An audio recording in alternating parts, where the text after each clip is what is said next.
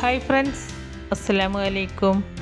എല്ലാവർക്കും ഐഷ ശ്രീമേൽഡിൻ്റെ പുതിയൊരു വീഡിയോയിലേക്ക് സ്വാഗതം. ഇന്ന് ഞാൻ ഷെയർ ചെയ്യുന്നത് തനി നാടൻ സ്റ്റൈലിലുള്ള ഒരു ബീഫ് കറിയാണ്.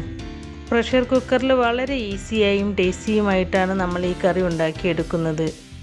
നെയ്ച്ചോറിൻ്റെ കൂടെയും പത്തിരി, പൊറോട്ട, ചപ്പാത്തി എന്നിവയുടെ കൂടെയും ഒക്കെ സെർവ് ചെയ്യാൻ പറ്റിയ നല്ല ടേസ്റ്റി ആയിട്ടുള്ളൊരു കറിയാണിത്. അപ്പോൾ നമുക്ക് ഈ കറി ഉണ്ടാക്കിയെടുക്കുന്നതൊന്ന് കണ്ടു നോക്കാം. ബീഫ് കറി ഉണ്ടാക്കുവാനായിട്ട് ഞാനിവിടെ 3/4 കിലോ ബീഫ് ചെറുതായി കട്ട് ചെയ്ത് കഴുകി വൃത്തിയാക്കി എടുത്ത് വെച്ചിട്ടുണ്ട്. ആദ്യം തന്നെ നമുക്കൊരു പ്രഷർ കുക്കർ അടുപ്പത്ത് വെച്ച് ചൂടായതിനു ശേഷം അതിലേക്ക് 3 ടേബിൾ സ്പൂൺ വെളിച്ചെണ്ണ ചേർത്ത് കൊടുക്കാം.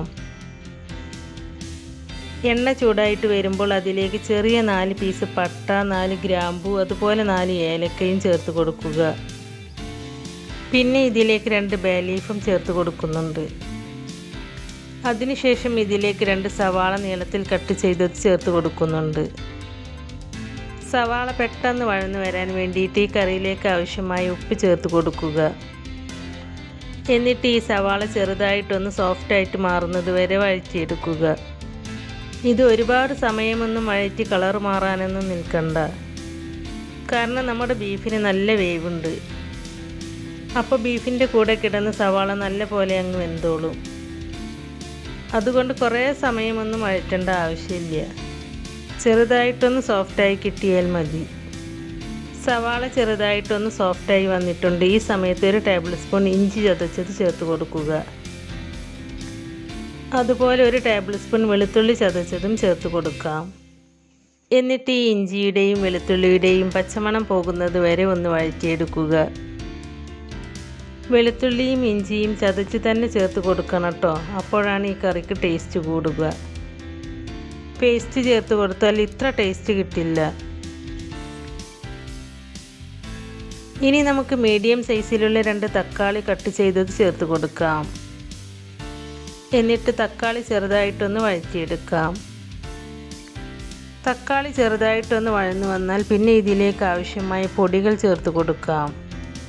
3/4 ടേബിൾ സ്പൂൺ മഞ്ഞൾപ്പൊടി, അതുപോലെ 3/4 ടേബിൾ സ്പൂൺ മുളക് പൊടി, പിന്നെ 4 ടേബിൾ സ്പൂൺ മല്ലിപ്പൊടിയും ചേർത്ത് കൊടുക്കുക. എന്നിട്ട് ഈ പൊടികളുടെ ഒക്കെ ഒരു പച്ചമണം മാറുന്നത് വരെ വഴറ്റിയെടുക്കുക. അതിനുശേഷം 1 ടേബിൾ സ്പൂൺ ബീഫ് മസാലപ്പൊടിയും 1 ടീസ്പൂൺ വലിയ ജീരകം പൊടിച്ചതും 1 ടേബിൾ സ്പൂൺ കുരുമുളക് പൊടിയും ചേർത്ത് കൊടുക്കുക. ഇതൊക്കെ ഫ്രഷായി പൊടിച്ചത് തന്നെ ചേർത്ത് കൊടുക്കണം കേട്ടോ, അപ്പോഴാണ് ടേസ്റ്റ് കൂടുതലുണ്ടാവുക. അതുകൊണ്ട് ഇതെല്ലാം കറി വെക്കുന്നതിൻ്റെ തൊട്ട് മുമ്പ് പൊടിച്ചെടുത്താൽ മതി. ഇനി ഇതെല്ലാം ഒന്ന് മിക്സ് ചെയ്തതിന് ശേഷം നമ്മൾ കഴുകി വൃത്തിയാക്കി വെച്ച ബീഫ് ചേർത്ത് കൊടുക്കാം. ബീഫ് ചേർത്തതിന് ശേഷം ഒരു 2 മിനിറ്റെങ്കിലും ഇതേപോലെ ഒന്ന് ഇളക്കിയെടുക്കണം. അതിനുശേഷം മാത്രമേ വെള്ളം ചേർത്ത് കൊടുക്കാവൂ. ഇപ്പം ഞാൻ ഈ ബീഫ് 2 മിനിറ്റ് നല്ലതുപോലെ ഇളക്കിയെടുത്തിട്ടുണ്ട്. ഇനി ഞാൻ ഇതിലേക്ക് ഈ 1 ഗ്ലാസ്സിന് 1 ഗ്ലാസ് വെള്ളം ചേർത്ത് കൊടുക്കുന്നുണ്ട്. ഈ കറി കുറച്ച് തിക്കായിട്ടാണ് കേട്ടോ ഞാൻ ഉണ്ടാക്കുന്നത്, അതുകൊണ്ട് 1 ഗ്ലാസ് വെള്ളം മാത്രമേ ഞാൻ ഇതിലേക്ക് ചേർക്കുന്നുള്ളൂ. ഇനി നിങ്ങൾക്ക് ഈ കറി കുറച്ച് ലൂസായിട്ട് വേണമെന്നുണ്ടെങ്കിൽ അപ്പോൾ നിങ്ങൾക്ക് അതിനനുസരിച്ച് വെള്ളം ചേർത്ത് കൊടുക്കാവുന്നതാണ്. വെള്ളം ചേർത്ത് കൊടുത്തതിന് ശേഷവും നന്നായിട്ടൊന്ന് മിക്സ് ചെയ്തെടുക്കുക. അതിനുശേഷം കുറച്ച് കൊച്ചുള്ളി ഇതുപോലെ ചേർത്ത് കൊടുക്കുന്നുണ്ട്. പിന്നെ 2 പച്ചമുളക് നീളത്തിൽ കട്ട് ചെയ്തതും ചേർത്ത് കൊടുത്ത് ഒന്ന് മിക്സ് ചെയ്തെടുക്കുക. അതിനുശേഷം 1/2 ടീസ്പൂൺ ഉലുവ ചേർത്ത് കൊടുത്ത് മിക്സ് ചെയ്തതിന് ശേഷം കുക്കർ അടച്ച് വെച്ച് ഞാനിത് ഒരു 5 വിസിൽ വരുന്നത് വരെയാണ് വേവിച്ചെടുക്കുന്നത്. ഞാനിവിടെ 2 വിസിൽ വരുന്നത് വരെ ഹൈ ഫ്ലെയിമിലിട്ടിട്ടും ലോ ഫ്ലെയിമിലിട്ടിട്ട് 3 വിസിൽ വരുന്നത് വരെയുമാണ് ഞാനിത് വേവിച്ചെടുക്കുന്നത്. പിന്നെ ബീഫിൻ്റെ വേവനുസരിച്ച് വേവിച്ചെടുക്കുന്ന സമയത്തിന് വ്യത്യാസമുണ്ടാവും. അപ്പോൾ നിങ്ങളുടെ ബീഫ് എത്രയാണോ വേവുള്ളത് അതിനനുസരിച്ച് വേവിച്ചെടുക്കുക. അങ്ങനെ ഒരു 5 വിസിൽ വന്നതിന് ശേഷം ഞാൻ ഫ്ലെയിം ഓഫ് ചെയ്തിട്ടുണ്ട്. ഇനി ഇതിൻ്റെ വിസിലൊക്കെ പോയതിന് ശേഷം നമുക്കിതൊന്ന് തുറന്ന് നോക്കാം. കണ്ടോ, നമ്മുടെ ബീഫൊക്കെ നന്നായിട്ട് വെന്തിട്ട് നല്ല തിക്ക് ഗ്രേവി ആയിട്ട് തന്നെ നമുക്കിത് കിട്ടിയിട്ടുണ്ട്.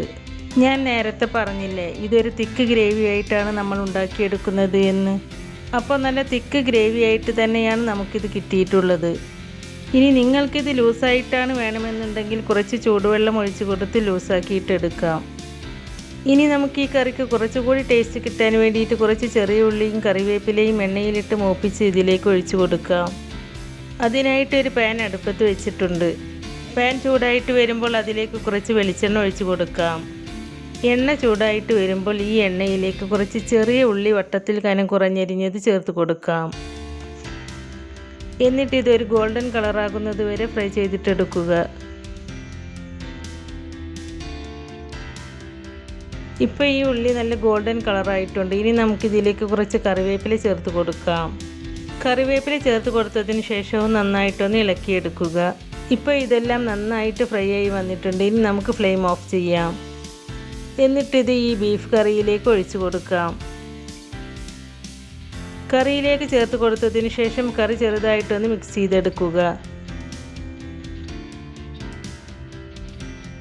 അതിനുശേഷം കുറച്ച് മല്ലിയില ചേർത്ത് കൊടുത്ത് നമുക്കിതൊന്നുകൂടി മിക്സ് ചെയ്തിട്ടെടുക്കാം. ഇപ്പം നമ്മുടെ നല്ല ടേസ്റ്റി ആയിട്ടുള്ള തനി നാടൻ ബീഫ് കറി ഇവിടെ റെഡി ആയിട്ടുണ്ട്. ഇനി നമുക്കിത് ചൂടോട് കൂടി തന്നെ സെർവ് ചെയ്യാം. ഈ കറി നെയ്ച്ചോറിൻ്റെ കൂടെയും പത്തിരി, പൊറോട്ട, ചപ്പാത്തി എന്നിവയുടെ കൂടെയും ഒക്കെ സെർവ് ചെയ്യാൻ പറ്റിയ നല്ലൊരു കറിയാണിത്. ഞാൻ ഈ കറി പത്തിരിയുടെ കൂടെ കഴിക്കാനാണ് കേട്ടോ ഉണ്ടാക്കിയെടുത്തിട്ടുള്ളത്. അപ്പോൾ നമ്മുടെ നല്ല ടേസ്റ്റി ആയിട്ടുള്ള തനി നാടൻ ബീഫ് കറി നിങ്ങൾ ഇതുപോലെ ഒന്ന് ട്രൈ ചെയ്ത് നോക്കിയിട്ട് അതിൻ്റെ ഫീഡ്ബാക്ക് നമ്മുടെ കമൻറ്റ് ബോക്സിൽ വന്ന് കമൻറ്റായി അറിയിക്കണേ. നമ്മുടെ ഇന്നത്തെ ഈ റെസിപ്പി നിങ്ങൾക്ക് ഇഷ്ടമായിട്ടുണ്ടെങ്കിൽ ലൈക്ക് ചെയ്യാനും ഫ്രണ്ട്സ് ആൻഡ് ഫാമിലിക്ക് ഷെയർ ചെയ്ത് കൊടുക്കാനും മറക്കരുത്. അതുപോലെ ഈ ചാനൽ നിങ്ങൾ ആദ്യമായിട്ട് കാണുന്നവരാണെങ്കിൽ ഒന്ന് സബ്സ്ക്രൈബ് ചെയ്ത് സപ്പോർട്ട് ചെയ്യണേ. സബ്സ്ക്രൈബ് ചെയ്യുമ്പോൾ ഒരു കുഞ്ഞു ബെല്ലൈക്കൺ കാണും. ആ ബെല്ലൈക്കണിൽ ക്ലിക്ക് ചെയ്ത് അതിൽ ആളെന്ന ഓപ്ഷൻ തന്നെ എനേബിൾ ചെയ്ത് വെക്കുകയാണെങ്കിൽ പുതിയ റെസിപ്പീസ് അപ്ലോഡ് ചെയ്യുമ്പോൾ അതിൻ്റെ നോട്ടിഫിക്കേഷൻ നിങ്ങൾക്ക് കിട്ടുന്നതാണ്. ഇൻഷാ അല്ലാഹ് പുതിയ റെസിപ്പീസുമായി വീണ്ടും വരാം. Thank you.